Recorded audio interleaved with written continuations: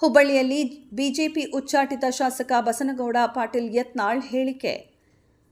ವಿಜೇಂದ್ರನಿಗೆ ದಮ್ಮಿದ್ರೆ ಶಾಸಕ ರಾಜೀನಾಮೆ ಕೊಟ್ಟು ಚುನಾವಣೆ ಎದುರಿಸಲಿ. ಶಿಕಾರಿಪುರಕ್ಕೆ ಅವನು ರಾಜೀನಾಮೆ ನೀಡಲಿ. ನಾನು ನನ್ನ ಕ್ಷೇತ್ರಕ್ಕೆ ರಾಜೀನಾಮೆ ನೀಡುವೆ. ನಾನು ಭಗವದ್ವಾಜದ ಮೇಲೆ ಚುನಾವಣಾ ಎದುರಿಸುವೆ. ಮುಸ್ಲಿಂ ಮತಗಳು ನನಗೆ ಬೇಕಿಲ್ಲ. ಅವನಿಗೆ ಆ ದಮ್ ಇದೆಯಾ? ವಿಜೇಂದ್ರ ಇನ್ನೊಬ್ಬರ ಭಿಕ್ಷೆ ಮೇಲೆ ಶಾಸಕನಾದವನು. ಈ ಬಗ್ಗೆ ಡಿಕೆ ಶಿವಕುಮಾರ್ ಅವರೇ ಬಹಿರಂಗವಾಗಿ ಹೇಳಿದ್ದಾರೆ. ಕುಟುಂಬ ರಾಜಕಾರಣದಿಂದ ಬಿಜೆಪಿ ಮುಕ್ತವಾದಾಗ ನಾನು ಮುರಳಿ ಪಕ್ಷಕ್ಕೆ ಸೇರುವೆ ಅಂತ ಹೇಳಿದ್ರು. ಹಂದಿ ಕಡೆ ಮಾತನಾಡಿಸಬೇಡ. ಪರೋಕ್ಷವಾಗಿ ರೇಣುಕಾಚಾರ್ಯಗೆ ಹಂದಿ ಎಂದ ಯತ್ನಾಳ್.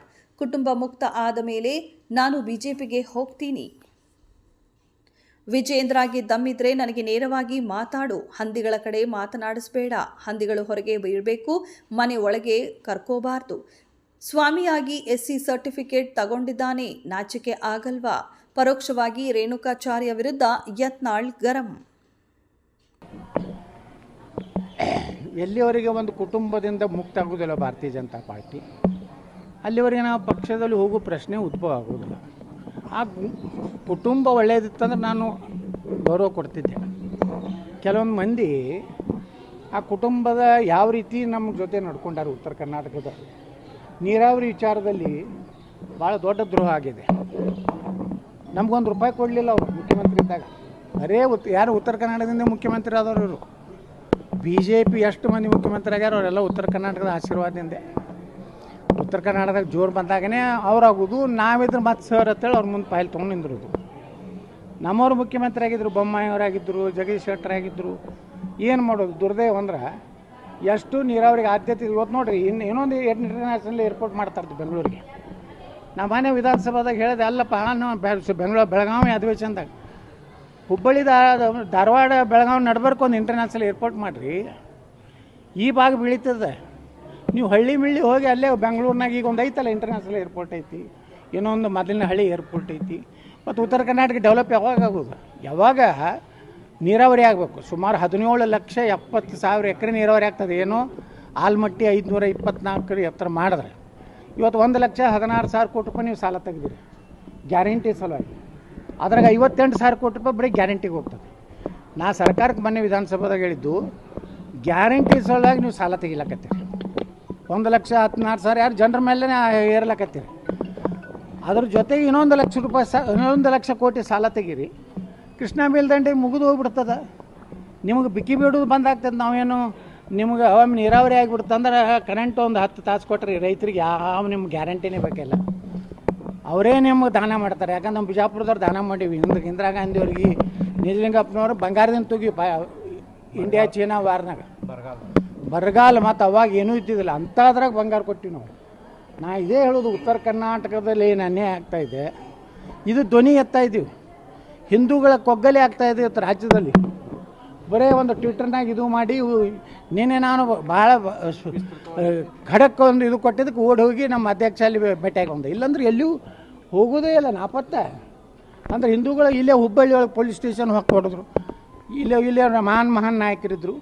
ಯಾಕೊಂದು 4 ಕೌಂಟರ್ ಮಾಡಿ ಹೊಡೆದ್ರೆ ಅವ ಯಾವ ಮುಲ್ಲ ಆ ಜೀಪ್ ಮ್ಯಾಗ ನಿಂತು ಭಾಷಣ ಮಾಡಿದ್ದಲ್ಲ, ಅವನಿಗೆ ಹೊಡೆದು ಬಿಟ್ಟಿದ್ರೆ ಎಲ್ಲ ತಣ್ಣಗಾಗಿ ಹೋಗ್ತಿತ್ತು, ಗಪ್ ಆಗ್ತಿತ್ತು. ಈಗ BJP ಕಾರ್ಯಕರ್ತ ಒಂದು ಈಗ ಸೂಸೈಡ್ ಮಾಡ್ಕೊಂಡ ಅಲ್ಲಿ FIR ಒಳಗೆ ಶಾಸಕರ ಹೆಸರು ಸೇರ್ಸಕತ್ತಿಲ್ಲ. ನಿನ್ನೆ ಇವ್ರು ಹೋಗಿ ಹೋರಾಟ ಮಾಡಿದ್ರು. ಏನು ಇವ್ರು ಹೋರಾಟ ಸುಮ್ಮ ಮಾಡ್ಲಕತ್ತಾರ ರೀ. ಇವರು ಫೈಲ್ಗಳು ಭಾಳ ಅದಾವ ಸಿದ್ದರಾಮಯ್ಯ ಬಲ್ಲಿ, DK ಶಿವಕುಮಾರ್ ಬಲ್ಲಿ. ರಾತ್ರಿ ಫೋನ್ ಮಾಡೇ ಬರ್ತಾರೆ, ಹೋಗ್ಯಾರ ಅವ್ರ ಕೊಡುಗೆಗೆ. ನಾವು ಹೊಂಟೀವಿ, ಮ್ಯಾಗಿಂದ ಭಾಳ ಪ್ರೆಷರ್ ಐತಿ. ಅಯೋಗ್ಯ ಯತ್ನಾಳ್ ನಮ್ಗೆ ಬಾಯಿಗೆ ಬಂದಂಗೆ ಬೈಲಕತ್ತಾನ. ಮ್ಯಾಗಿನವರು ನಾವು ಹೊರಗೆ ಹಾಕಿ, ನಿಮ್ಮ ಮಾತಿಗೆ ಅಪ್ಪ ಮಗನ ಮಾತು ಕೇಳಿ ಹೊರಗೆ ಹಾಕಿವಿ. ನೀವೇನಾರು ಕಿಸಿರಪ್ಪ ಅಂತೇಳಿ ಕೊಡಗು ಕಳಿಸ್ಯಾರ. ಇವರೇನು ಕಿಸಿಲಿಲ್ಲ. ತೀವ್ರವ ಕುಂಡಿಸ್ತು ಅಂತೇಳಿ ರಾವಣದಂಗೆ ಮಾತಾಡಿ ಬಂದ. ಅದೇ ಈಶ್ವರಪ್ಪನವರು ಗ್ರಾಮೀಣಾಭಿವೃದ್ಧಿ ಸಚಿವರಿದ್ದಾಗ ಸಂತೋಷ್ ಪಾಟೀಲ್ ಬೆಳಗಾವ್ದಾಗ ರಾಜೀನಾಮೆ ತೊಗೊಂಡ್ರಲ್ರ ಅವರು. ಲಕ್ಷ್ಮೀ ಅಕ್ಕ ಎಷ್ಟು ಜೋರು ಮಾತಾಡ್ತಿದ್ರು. DK ಶಿವಕುಮಾರ್ ಎಷ್ಟು ಜೋರು ಮಾತಾಡಿ. ಇವ್ರಿಗೇನು ಬ್ಯಾನ್ ಆಗೈತೆ ರೀ. ನೀನು ಹೋಗಿ ಬಂದರೂ ಮುಗೀತು. ಇನ್ನು ಪಾಪ ಆ ಕುಟುಂಬಕ್ಕೆ ಯಾರು ನೋಡೋರು? ಶಿವಮೊಗ್ಗದಾಗೆ ಒಬ್ಬ ಕಾರ್ಯಕರ್ತ, ಹಿಂದೂ ಕಾರ್ಯಕರ್ತ ಕೊಲೆ ಆಯಿತು. ನಾ ಹೋಗಿ ಮೊದಲು 5 ಲಕ್ಷ ರೂಪಾಯಿ ಪರಿಹಾರ ಕೊಟ್ಟಿನಿ. ಎಲ್ಲೆಲ್ಲಿ ಹಿಂದೂ ಕಾರ್ಯಕರ್ತರಿಗೆ ಈ ರೀತಿ ಆದಾಗ ನಾವು 1 ಲಕ್ಷ 2 ಲಕ್ಷ ಕೊಟ್ಟು ಸಾಂತ್ವನ ಹೇಳಿ. ಈಗ ಇನ್ನು ಕೆಲವೇ ದಿವಸನಾಗ ನಾವು ಬೆಂಗಳೂರಿನಾಗ ಒಂದು ಹಿಂದೂ ಕಾರ್ಯಕರ್ತರ ಕಾನೂನಿನ ಹೋರಾಟಕ್ಕೆ ಒಂದು ಸೆಲ್ ತೆಗಿತಾ ಇದ್ದೀನಿ. ಇಡೀ ರಾಜ್ಯದಲ್ಲಿ ಯಾವುದೇ ಹಿಂದೂಗಳ ಗಲಭೆಗಳಲ್ಲಿ ಇರ್ಬೋದು, ಏನೇ ಅವ್ರಿಗೆ ಇದು ಆದಾಗ ಕಾನೂನಾತ್ಮಕವಾಗಿ ಎಲ್ಲ ರೀತಿ ಉಚಿತ ಅವ್ರ ಪರವಾಗಿ ನಾವು ನ್ಯಾಯಾಲಯದಲ್ಲ, ಹೈಕೋರ್ಟ್ ಇರ್ಬೋದು, ಡಿಸ್ಟಿಕ್ ಕೋರ್ಟ್ ಇರ್ಬೋದು, ಅದನ್ನು ನಾವು ವ್ಯವಸ್ಥೆ ಮಾಡ್ತಾಯಿದ್ದೀವಿ. ಇವತ್ತು ಹಿಂದೂಗಳ ಕಾರ್ಯಕರ್ತರ ರಕ್ಷಣೆ ಯಾರು ಮಾಡ್ಲಕತ್ತಾರೆ? ಇಲ್ಲೇ ಇಲ್ಲ. ಬರೀ ಓಟ್ ಬಂದಾಗ ಅವಾಗ ಹಿಂದೂಗಳು ಬೇಕು, ಅವಾಗ ಬಸವನಗೌಡನ ಭಾಷಣ ಬೇಕು. ಗೆದ್ದ ಮ್ಯಾಗ ಮಂತ್ರಿ ಆದ ಮ್ಯಾಗ ಇಲ್ಲ ಬಸವನಗೌಡನ ಬಾಯಿ ಸರಿ ಇಲ್ಲ ಅಂತ ಮತ್ತೆ ಹೊಯ್ಕೋತಾರೆ ಅವ್ರು, ಯಾರು ಮಂತ್ರಿ ಆದವ್ರೆ. ಅಮಿತ್ ಶಾ ಬಗ್ಗೆ ಭಾಳ ಸಾಕಷ್ಟು ಬಸವನಗೌಡ್ರೆ ಭಾಳ ಸಾಕಷ್ಟು ಸರ್, ವಕಫ್ದು ಇಂಥ ಭಯಾನಕ್ಕಿತ್ತು ಈ ದೇಶನಾಗ. ಯಾರೂ ಅದನ್ನು, ನಾನು ವಿಧಾನಸಭೆದಾಗ ಮೊದಲೇ ಮಾತಾಡಿದವನೇ ನಾನೇ. ವಕಫ್ ಅನ್ನೋಂಥದ್ದು ನಾನು ಕೇಂದ್ರದ ನಮ್ಮ ಪ್ರಧಾನಮಂತ್ರಿಗಳಿಗೆ, ಅಮಿತ್ ಶಾ ಅವರಿಗೆ, ಮತ್ತು ಅದು ಜಗದಾಂಬಿಕಾ ಪಾಲತೆ ಅನ್ನೋದ್ರ ಸಮಿತಿಯ ಅಧ್ಯಕ್ಷರಿದ್ದರು, ಅವರಿಗೆ ರಿಜು ಅವರು, ನಮ್ಮ ಅಲ್ಪಸಂಖ್ಯಾತ ಇಲಾಖೆ ಮಂತ್ರಿಗಳು, ಅವರಿಗೆಲ್ಲ ನಾವು ಹೃದಯಪೂರ್ವಕವಾದಂಥ ಅಭಿನಂದನೆಗಳು ಸಲ್ಲಿಸ್ತೀವಿ. ಇವತ್ತು ನಾವು ಕರ್ನಾಟಕದಲ್ಲಿ ಇಷ್ಟು ಸುಮಾರು 2,500 ಫುಟದ ದಾಖಲೆಗಳನ್ನು ಕೊಟ್ಟಿವಿ. ಮಠಗಳ ಇವತ್ತು ವಕಫ್ ಆಗಿದ್ದು, ರೈಲ್ವೆ ಸ್ಟೇಷನ್ಗಳು ವಕಫ್ ಆಗಿದ್ದು, ರೈಲ್ವೆ ಲ್ಯಾಂಡು ವಕಫ್ ಆಗಿದ್ದು, ಅಲ್ಲಿಂದ ಸ್ಕೂಲ್ ಕಾಲೇಜು ಗೌರ್ಮೆಂಟ್ ಲ್ಯಾಂಡು ಇವತ್ತು ನಾವು ಏನದೊಂದು ತಯಾರು ಮಾಡಿಕೊಟ್ಟಿವಿ. ಇವತ್ತು ಅದೇ ಆಧಾರದ ಮೇಲೆ ಇವತ್ತಿನೆಲ್ಲ ತಾವು ಮಾಧ್ಯಮದವರು ಸಹಿತ ತಾವು ನಮ್ಮನ್ನು ಪ್ರಶಂಸೆ ಮಾಡಿರಿ. ಬಿಜಾಪುರದಿಂದಲೇ ಪ್ರಾರಂಭ ಆಯಿತು ವಕಫದ ಒಂದು ಹೋರಾಟ ಅಂತೇಳಿ. ಇವತ್ತು ವಕಫದಿಂದ ಎಷ್ಟು ಮಠ ಮಾನ್ಯಗಳು ಉಳಿದು ರೀ, ಎಷ್ಟು ಇವತ್ತು ಹಿಂದೂ ದೇವಸ್ಥಾನಗಳು ಉಳಿದು. ಇಲ್ಲಾಂದರೆ ಹಿಂದೂ ದೇವಸ್ಥಾನಗಳ ಸಹಿತ ವಕಫ್ ಹತ್ತದ. ಇಸ್ಲಾಂ ಹುಟ್ಟಲಾರ್ದಂಥ ಕಾಲದಲ್ಲಿ ಇದ್ದಂಥ ಮಠ ಮಾನ್ಯಗಳು ಬಸವಣ್ಣ ಕಾಲದಲ್ಲಿರುವಂಥವಕ್ಕೆ ಅವಕ್ಕೆ ವಕಫತ್ ಹಾಕಿದ್ರು. ಭಾಳ ಒಳ್ಳೆಯ ಕೆಲಸ ಇವತ್ತು ನರೇಂದ್ರ ಮೋದಿಯವರು ಮಾಡ್ಯಾರ. ಅವ್ರು ನಾನು ಇಡೀ ದೇಶದ ಜನರ ಪರವಾಗಿ ಹೃದಯ ತುಂಬಿ ಅವರಿಗೆ ಕೃತಜ್ಞತೆ ಸಲ್ಲಿಸ್ತೀನಿ. ಮಾಡಿದ್ರಲ್ರಿ ಅವ್ರು ಬಿಜಾಪುರ ಸಾಫ್ಟ್ ಕಾರ್. ನಾನು ಒಳ್ಳೆಯವನೇ ಅದೀನಿ, ಆದ್ರೆ ದುಷ್ಟರಿಗೆ ನಾ ಭಾಳ ದುಷ್ಟ ಅದೀನಿ. ಹಾಂ, ಅದನ್ನು ನೀವು ಬರೀರಿ, ನೀವು ಯಾವ ಚಾನಲ್ದವರು ಬರೀರಿ. ಪಬ್ಲಿಕ್ ಸಂಜೆ ಮುಂದೆ ರಂಗನಾಥ್ ಸಾಹೇಬ್ರಿಗೆ ಹೇಳ್ರಿ, ದುಷ್ಟರು ಯಾರು ಒಳ್ಳೆಯವ್ರು ಯಾರು.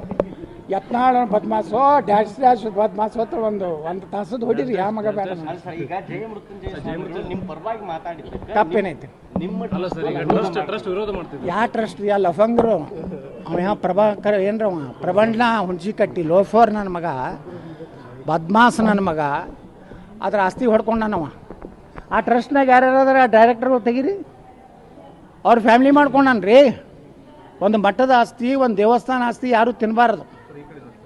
ಒಂದು ವೇಳೆ ಅದು ತಿಂದವ್ರ ಮನೆ ಎಲ್ಲ ನಟ್ಟವಂಶ ಆಗ್ಯಾವ. ನಮ್ಮ ಬಿಜಾಪುರನಾಗ ಒಂದು 3-4 ಫ್ಯಾಮ್ಲಿಗಳು ಬಡ್ಡಿ ಸಹಿತ ಹೋಗೈತಿ. ಯಾಕೆ? ನೀವು ಮಠದ ಆಸ್ತಿ ಬಂಗಾರ ಹೊಡೆದಿದ್ರಿ, ನೀವು ಮಠದ ಜಾಗ ಹೊಡೆದಿದ್ರಿ. ಇವತ್ತು ಯಾವುದೇ ಈ ಒಂದು 3,000 ಮಠದ ಪೂಜ್ಯರನ್ನು ಅವರ ಆಶೀರ್ವಾದ ತೊಗೋಬೇಕು, ದರ್ಶನ ತೊಗೋಬೇಕು. ಇದರ ಹಿನ್ನೆಲೆ ಯಾವುದೇ ರಾಜಕೀಯ ಇಲ್ಲ. ನಮ್ಮ ವಿಜಯಪುರದಲ್ಲಿ ಶ್ರೀ ಸಿದ್ದೇಶ್ವರ ಸಂಸ್ಥೆ 126 ವರ್ಷಗಳ ಹಿಂದೆ ಸಿದ್ದೇಶ್ವರ ಸಂಸ್ಥೆ ಬಿಜಾಪುರನಲ್ಲಿ ಸ್ಥಾಪನೆಯಾಗಿದೆ. ಸಿದ್ದೇಶ್ವರ ಸಂಸ್ಥೆಯ ಅಡಿಯಲ್ಲಿ ದೇವಸ್ಥಾನ, ಮಂಗಲ ಕಾರ್ಯಾಲಯಗಳು, ಕಲ್ಯಾಣ ಮಂಟಪಗಳು, ಗೋಶಾಲೆ, ಅಂತಾರಾಷ್ಟ್ರೀಯ ವಸತಿ ಶಾಲೆ, ಕಾಲೇಜುಗಳು, ಡಿಗ್ರಿ ಕಾಲೇಜುಗಳು ಎಲ್ಲ ಇದೆ. ಅದರ ಕಳೆದ 30 ವರ್ಷದಿಂದ ನಾನು ಅಧ್ಯಕ್ಷರಾಗಿದ್ದೇನೆ. ಕಳೆದ 3 ವರ್ಷದ ಹಿಂದೆ ನಾವೊಂದು ಹೊಸ ಕಟ್ಟಡದ ಶಂಕುಸ್ಥಾಪನೆಯನ್ನು ಮಾಡಿದ್ದೀವಿ. ಈಗ ಕಟ್ಟಡ ಪೂರ್ತಿಯಾಗಿದೆ. ಅಲ್ಲಿ ಸಿದ್ದೇಶ್ವರ ಶಿವಾನುಭವ ಮಂಟಪ ಅಂದರೆ ಪ್ರವಚನಗಳಿಗೆ ಅನುಕೂಲ ಆಗಲಿ ಅಂತೇಳಿ ಮೊದಲಿತ್ತು. ಅದೇ ಜಾಗದಲ್ಲಿ ಕಟ್ಟಿದ್ದೀವಿ. ಮುಂದೆ ಕಲ್ಯಾಣ ಮಂಟಪ, ಅನ್ನಪೂರ್ಣ ಭವನ ಅಂದರೆ ಊಟದ ಹಾಲು, ಯಾತ್ರಿ ನಿವಾಸ, ಬಿಜಾಪುರ ನಗರಕ್ಕೆ ಹೊರಗಿನಿಂದ ಏನು ಬರ್ತಾರೆ ಅಂಥ ಅನೇಕ ಯಾತ್ರಿಗಳಿಗೆ ಮತ್ತು ಶಾಲಾ ಮಕ್ಕಳು, ಈ ಪ್ರವಾಸಿ ಮಕ್ಕಳು ಬರ್ತಾರೆ. ಅಂದರೆ ಬಿಜಾಪುರ ಒಂದು ಐತಿಹಾಸಿಕ ನಗರ ಇರೋದ್ರಿಂದ ಅಲ್ಲಿ ಸಣ್ಣ ಶಾಲಾ ಮಕ್ಕಳು ಬಂದಾಗ ಅವ್ರಿಗೆ ಎಲ್ಲಿಯೂ ಇಳ್ಕೊಳ್ಳಿಕ್ಕೆ ವ್ಯವಸ್ಥೆ ಇಲ್ಲ. ಅವರು ಎಲ್ಲೋ ಪಾಪ ಯಾವುದೋ ಒಂದು ಶಾಲೆಯಲ್ಲಿ ಅಲ್ಲಿ ಶೌಚಾಲಯ ಇರೋದಿಲ್ಲ, ಕುಡಿ ನೀರು ಇರೋದಿಲ್ಲ, ಅಂಥಲ್ಲಿ ಇರಬೇಕಾಗ್ತದೆ. ಅದಕ್ಕೊಂದು ಸುಮಾರು 1,000 ಮಕ್ಕಳು ಇರುವಂಥ ಒಂದು ಯಾತ್ರಿ ನಿವಾಸವನ್ನು ಶ್ರೀ ಕಪಿಲೇಶ್ವರ ಯಾತ್ರಿ ನಿವಾಸ ಅಂತ ಕಟ್ಟಿದ್ದೀವಿ. ಸುಮಾರು 16 ಕೋಟಿ ರೂಪಾಯಿ ನಮ್ಮ ಸಿದ್ದೇಶ್ವರ ಸಂಸ್ಥೆಯಿಂದ ಖರ್ಚು ಮಾಡಿ ಒಂದು ಅತ್ಯಂತ ಎಲ್ಲ ರೀತಿಯ ಸೌಲಭ್ಯಗಳನ್ನು ಹೊಂದಿದಂಥ ಒಂದು ಕಟ್ಟಡವನ್ನು ಕಟ್ಟಿದ್ದೀವಿ. ಅದಕ್ಕೆ ಪೂಜ್ಯ 3,000 ಮಠದ ಮಹಾಸ್ವಾಮಿಗಳ ಒಂದು ಅಮೃತ ಹಸ್ತದಿಂದ, ಯಾಕಂದರೆ 3000 ಮಠದ ಮಹಾಸ್ವಾಮಿಗಳು ಎಲ್ಲೆಲ್ಲಿ ನಮ್ಮ ಒಳ್ಳೆಯ ಕೆಲಸಕ್ಕೆ ಬಂದರೆ ಎಲ್ಲನೂ ಭಾಳಷ್ಟು 10 ಪಟ್ಟು ದ್ವಿಗುಣವಾಗಿ ಇವತ್ತು ನಮ್ಮ ಸಂಸ್ಥೆ ಬೆಳೀತಾ ಇದೆ. ಮೊದಲೇದು ನಮ್ಮ ಸಿದ್ಧಶ್ರೀ ಸೌಹಾರ್ದದ ಉದ್ಘಾಟನೆಗೆ ಬಂದಿದ್ದರು 3000 ಪೂಜ್ಯರು ಮತ್ತು ಗದಗದ ತೋಂಟದಾರ ಸಿದ್ಧಲಿಂಗ ಮಹಾಸ್ವಾಮಿಗಳು. ಅವರು 17-18 ವರ್ಷದಿಂದ ನಮ್ಮ ಸಹಕಾರಿಯ ಉದ್ಘಾಟನೆಯನ್ನು ಮಾಡಿದರು. ಇವತ್ತು ಸಿದ್ಧಶ್ರೀ ಸೌಹಾರ್ದ ಇಡೀ ಕರ್ನಾಟಕದಲ್ಲಿ ನಂಬರ್ 1 ಆಗಿ ಸುಮಾರು 4100 ಕೋಟಿ ರೂಪಾಯಿಯಷ್ಟು ಇವತ್ತು ಡೆಪಾಸಿಟ್ ಆಗಿ 160 ಶಾಖೆಗಳಾಗಿವೆ. ಅದೇ ರೀತಿ 3000 ಪೂಜ್ಯರ ಒಂದು ಅಮೃತ ಹಸ್ತದಿಂದ ನಾವು ಹುಬ್ಬಳ್ಳಿ ಶಾಖೆಯನ್ನು ಪ್ರಾರಂಭ ಮಾಡಿದ್ವಿ. ಸುಮಾರು ಇಲ್ಲೇ ಹುಬ್ಬಳ್ಳಿಯಲ್ಲಿ ಸುಮಾರು ಸಾವಿರಾರು ಕೋಟಿ ರೂಪಾಯಿ ನಾವು ಸಾಲವನ್ನು ಕೊಟ್ಟಿದ್ದೀವಿ. ಒಳ್ಳೆಯ ಇಡೀ ಉತ್ತರ ಕರ್ನಾಟಕದ ಹಾವೇರಿ, ಗದಗು, ನಮ್ಮದು ದಾವಣಗೆರೆ, ಚಿತ್ರದುರ್ಗವರೆಗೆ ಇವತ್ತು ನಮ್ಮ ಶಾಖೆಗಳನ್ನು ಮಾಡಿದ್ದೀವಿ.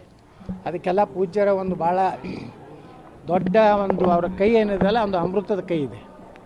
ಅಂಥವ್ರ ಕಡೆಯಿಂದ ನಾವು ಮಾಡಿಸಿದ್ರೆ ಮತ್ತು ನಮ್ಮ ಸಂಸ್ಥೆಗಳು ಬೆಳೀತವೆ, ಮತ್ತಿಷ್ಟು ಜನರಿಗೆ ಒಳ್ಳೆಯ ಸೇವೆ ಕೊಡುವಂಥ ಅವಕಾಶ ಸಿಗ್ತದೆ ಅಂತೇಳಿ ಯಾರನ್ನೂ ನಾವು ರಾಜಕಾರಣಿಗಳನ್ನ ಕರೆದಿಲ್ಲ.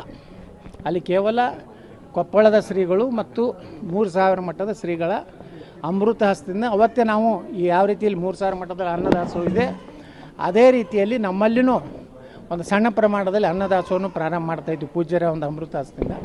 ಈ ಉದ್ದೇಶದಿಂದ ಬಂದೀವಿ. ಈ ಮಠಕ್ಕೆ ಯಾವುದೇ ರಾಜಕೀಯ ಉದ್ದೇಶ ಇಲ್ಲ ಅಥವಾ ಪೂಜ್ಯರಿಂದ ಯಾರಿಗೂ ಹೇಳಿಸ್ಬೇಕಂತ ನಾವು ಬಂದಿಲ್ಲ. ಪೂಜ್ಯರನ್ನು ರಾಜಕೀಯವಾಗಿ ನಾವು ಉಪಯೋಗ ಮಾಡುವಂಥ ಸಂಸ್ಕೃತಿ ನಂದಲ್ಲ. ರಾಜಕೀಯವಾಗಿ ಉಪಯೋಗ ಮಾಡೋ ಸಂಸ್ಕೃತಿ ಬೇರೆಯವ್ರದ್ದು ಯಾರ್ದೈತೆ ಅದು ನಿಮ್ಗೆ ಗುರ್ತೈತಿ, ನೀವು ಬೇಕಾದ್ರೆ ವಿಶ್ಲೇಷಣೆ. ಸಾಮಾನ್ಯಗಳಿಗೆ ದುಡ್ಡು ಕೊಟ್ಟಿದ್ದು ನಾವೇ ಅಂತ ಭಾಳ ಮಾತಾಡ್ತೀವಿ. ಹಾಂ, ಅದು ಭಾಳ ಮಾತಾಡ್ತಾರೆ. ಆದರೆ ನಾವು ಯಾವುದೇ ರೀತಿಯಿಂದ ಪೂಜ್ಯರು ಇವತ್ತು ಅದರಲ್ಲಿ ವಿಶೇಷವಾಗಿ 3000 ಮಠ ಪೂಜ್ಯರು ಏನದಾರ ಭಾಳಷ್ಟು ಶಾಂತಪ್ರಿಯರು ಮತ್ತು ಮುಕ್ತ ಸಭಾದವರು. ಈ ಕೂಡಲ ಸಂಗಮ ಸ್ವಾಮಿಗಳ ಏನು ಕೂಡಲ ಸಂಗಮದಲ್ಲಿ ಆಸ್ತಿ ಇದೆ ಅದು ಪ್ರಮಾಣ ಹುಂಚಿಗಟ್ಟಿ ತನ್ನ ಫ್ಯಾಮಿಲಿ ಟ್ರಸ್ಟ್ ಮಾಡ್ಕೊಂಡಾನೆ. ಇದನ್ನು ಹೈಲೈಟ್ ಮಾಡಿರಿ ಮಾಧ್ಯಮದವರು, ಕೇಳ್ರಿ ಅವನಿಗೆ.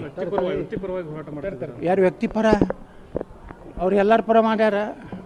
ಲಕ್ಷ್ಮೀ ಹೆಬ್ಬಾಳ್ಕರ್ ಪರವಾಗಿ ಮಾಡಿಲ್ಲ, ವಿನಯ್ ಕುಲಕರ್ಣಿ ಪರವಾಗಿ ಮಾಡಿಲ್ಲ. ಅಲ್ಲಿಂದ ಯಾರು ಅವರು ಎಲ್ಲೋ ಬಂದಾನ ನಾವು ಅವ್ನಿಗೆ ಹೆಂಡತಿಗೆ ಟಿಕೆಟ್ ಕರ್ಕೊಂಡು ಹೋಗ್ಯಾರಿಲ್ಲ ಕಾಲು ಹಿಡಿದು.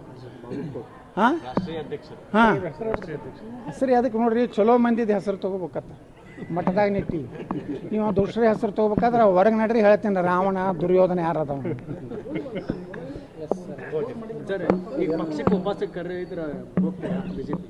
ಈ ಕುಟುಂಬದಿಂದ ಮುಕ್ತ ಆದ ಮ್ಯಾಗ ಹೋಗ್ತಾನೆ. ಈ ಭರವಸೆ ಐತೆ ಸರ್. ನೋಡೋಣಲ್ರಿ, ಯಾಕೆ ಭರವಸೆ ಹೀನರಾಗಬಾರ್ದು. ರಾಜಕಾರಣದಾಗ ದೇವರಾಜ ಅರಸರ ಫ್ಯಾಮ್ಲಿ ಎಲ್ಲೈತ್ರಿ, ಎಸ್.ಎಂ. ಕೃಷ್ಣವ್ರ ಫ್ಯಾಮ್ಲಿ ಎಲ್ಲೈತಿ, ಜೆ.ಎಚ್. ಪಟೇಲ್ ಫ್ಯಾಮ್ಲಿ ಎಲ್ಲೈತಿ, ನನಗೆ ಹೇಳ್ರಿ. ವೀರೇಂದ್ರ ಪಾಳ್ರ ಫ್ಯಾಮ್ಲಿ ಎಲ್ಲೈತಿ, ನಿಜಲಿಂಗಪ್ಪನವ್ರ ಫ್ಯಾಮ್ಲಿ ಎಲ್ಲೈತಿ.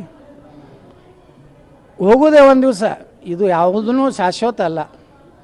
ಯಾವುದೇ ಒಂದು ಪಕ್ಷ ಒಂದು ಕುಟುಂಬಕ್ಕೆ ಕೊಡಬಾರ್ದು.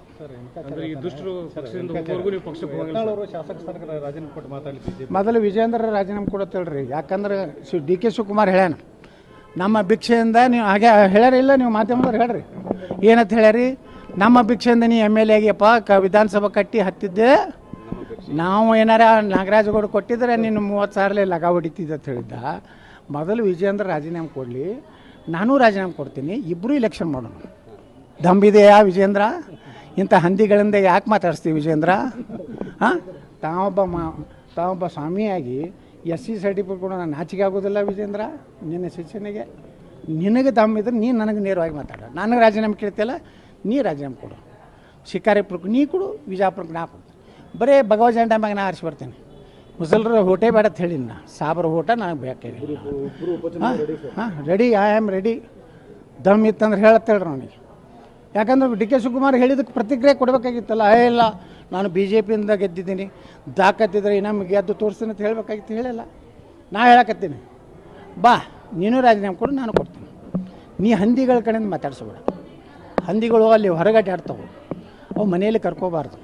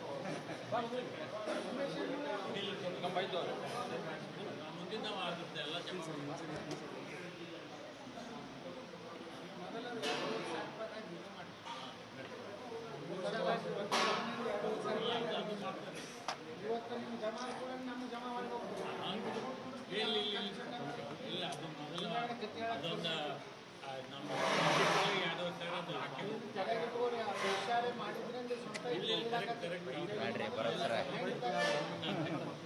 ಐತೆ ನಮ್ದು ಬೆಳೆದ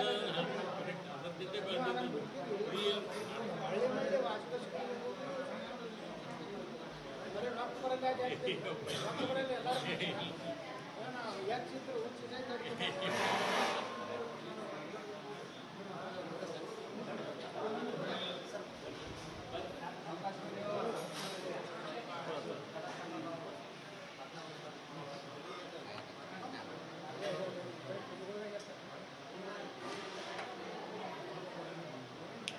ಮೂರು ನಾಲ್ಕು ಆರು ಪದ್ಧತಿ ಮೂರಕ್ಕೆ ನೋಡಿ ಮೂರಕ್ಕೆ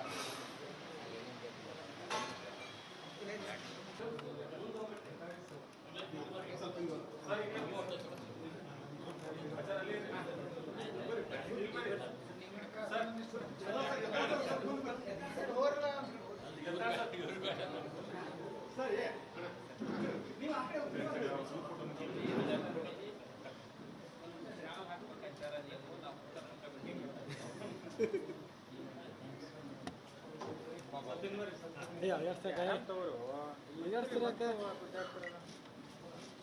ಹಿಂದೆ ಬರ್ರಿ ವೈಟ್ ಬರ್ರಿ ಹಿಂದೆ ಸರಿ ಕಡೆ ಸರಿ ಕಡೆ ಓಕೆ